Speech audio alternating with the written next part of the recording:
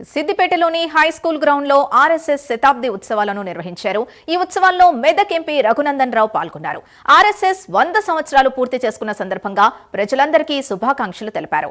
100 సంవత్సరాల నుంచి దేశ అభ్యున్నతి కోసం పనిచేస్తున్న ఏకైక సంస్థ ఆర్ఎస్ఎస్ అని ఆయన అన్నారు. ప్రజల నిర్మాణం, ప్రజల శ్రేయస్సు కొరకు పనిచేస్తున్న సంఘం ఆర్ఎస్ఎస్ అని కొనియాడారు.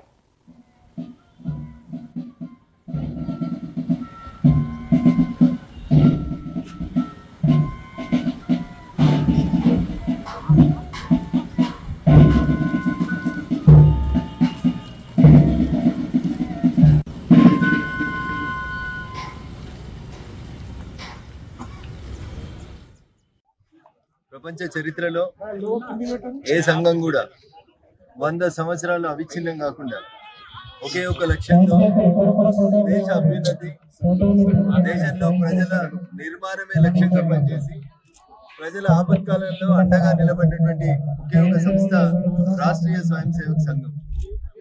మమ్మల్ని విమర్శించేటువంటి ఎర్ర జెండాల మిత్రులు ఏ నుంచి జెడ్ దాకా సిపిఐ, సిపిఎం, సిపిఐఎంఎల్, సిపిఎంఎల్ ఇట్లా రకరకాలుగా ఏ నుంచి జెడ్ దాకా ఎన్ని అక్షరాలు ఉంటే అన్ని అక్షరాలుగా విడిపోయినటువంటి పార్టీలు ఈ దేశంలో కమ్యూనిస్ట్ పార్టీలు.